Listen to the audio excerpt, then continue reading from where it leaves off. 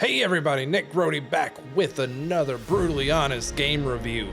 Quick shout out today for Matt Fresh, who is sadly away for a family funeral. Matt, our heart goes out to you and your family today. I hope you're doing okay, buddy. Today I'll be reviewing Microsoft Flight Simulator 2024, the latest flight simulator from Microsoft to come out in 2024. Remember, everything in this video today is 100% my opinion. As always, let's get right to the score. I'm giving Microsoft Flight Simulator 2024 a 7.37 out of 10. That's right, it doesn't soar high above the skies, but it also doesn't come crashing down into a fiery abyss. But Nick, why a 7.37, you ask? Well, before we get into that, remember to like and subscribe to the channel so you can keep up with future reviews on the channel. Now that you hit all those buttons, let's get into the review. All right, look, I know what you're thinking. Nick, how could you not give this game a perfect 10 out of 10? Well, I'll give it to you. This is a great game. And while I don't fully understand how flight works, I do understand how plagiarism works. These lazy developers have taken the same exact map they did for Flight Simulator 2020 and just put it into this game. They thought we wouldn't notice, but we noticed right away. I just can't believe Asobo Studio and Microsoft thought they were going to get away with this. Did you not think we wouldn't notice a city called Chicago, Singapore? We know those are in the 2020 game. Come on, you need new locations. You need a new map. What is this, Far Cry? If you're just gonna keep recycling your old crap, we might as well call you Ubisoft. I mean, come on, there's a point in the game where you can fly your plane into the mid-Atlantic Ocean and you end up playing the full retail version of BioShock. Just when you thought the developers couldn't get lazier, they go ahead and bring a whole game they didn't make and put it into this game. It's sickening, it's disgusting. Now I know I sound like an old man, and I know you're gonna say, but Nick, good artists borrow, great artists steal, but I take this plagiarism very seriously. And I take it seriously because I am a victim of plagiarism. And the very person who victimized me is Kenneth M. Levine, or as you know him better, Ken Levine, the mind behind BioShock. That's right, Ken Levine stole the concept, idea, and basically everything about BioShock from me, Nick Grody. Wait, hold on. Let me make sure I can talk about me. I got my stack of NDAs here. Let me make sure I can talk about this one. No, I can't talk about the time I worked with Jack Black on Brutal Legend. This is the Gabe Newell NDA. This is the NDA with that God of War guy. I don't even remember his name. That one's so old. Here it is. I can talk about this one. I can talk about this one freely. I don't have to mince words here. I met Ken Levine in 2004 in LA. I was his plumber, and Ken was constantly clogging his toilet. And so weekly, I would have to drive out to his place and use my machine to unclog it. And this was a weekly thing. So him and I kind of had a rapport because, I was cleaning out his pipes on a regular basis. About 6 months into cleaning up his mess in his toilet, I came over one day. It was a Tuesday. He just looked so sad. He was so down. He wasn't the normal Ken that I had grown to get to know over the 6 months. And I was like, hey bud, what's the matter? And he's like, I don't really want to talk about it. It's just work stuff, work stuff. It's really got me down lately. And so, I finished unclogging his toilet and I said, hey, let's go grab a drink. Let's go grab a coffee, whatever. It'll help you. It might even soften up some of that stool so I don't have to keep coming back here every week. He took it. We grabbed a coffee. And for the first time, he let his guard down with me in that moment. We talked about families, we talked about our dreams and the things that we wanted to do as, these two men in their early 30s and, the things that were inspiring us. And he eventually got into the fact that this new game he was working on just wasn't coming together. They had a concept of an idea, but they really didn't have anything besides that.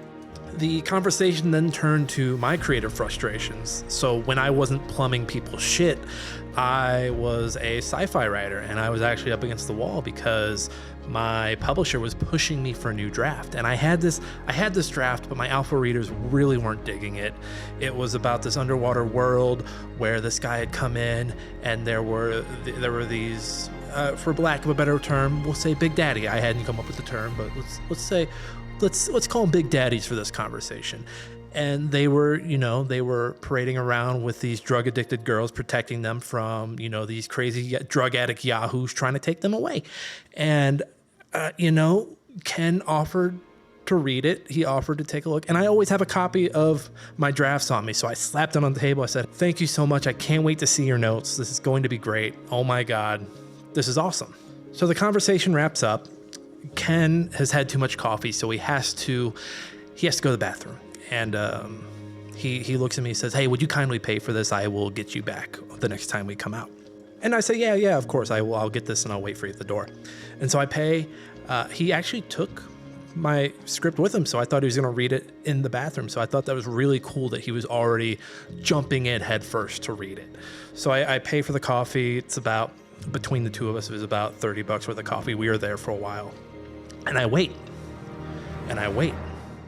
And I wait. And I wait. And 3 hours go by, and I'm starting to think he's not coming back. I poke my head into the bathroom expecting to see my manuscript on, the bathroom counter and like a window blown open because he got out. But I got in there, all I saw was a clogged toilet and no Ken Levine. And that was the last time I ever saw him. He must have switched plumbers or something, but never again to be seen. Fast forward to 2007, and what do I see? My manuscript playing out in front of me in a video game that doesn't have my name on it whatsoever. But guess whose name is on it? Ken fucking Levine. He fucking took my manuscript and put it in his fucking shit ass fucking game. And you know what? So that's why I didn't completely tank this flight simulator score, because I'm glad they fucking stole it, because he fucking stole it from me, the motherfucker. Over the years, I tried to reach out, but, Ken just fucking hit me with all these lawyers and all this paperwork, cease and desist. I eventually just signed an NDA so I wouldn't be sued into oblivion. And then, my fucking publisher dropped me because the story I was working on was way too close to this other thing that was going on that took off.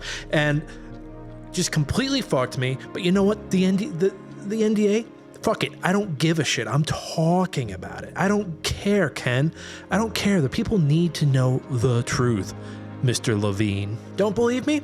Ask yourself this. Why the fuck is it taking so long for them to put out Judas, eh?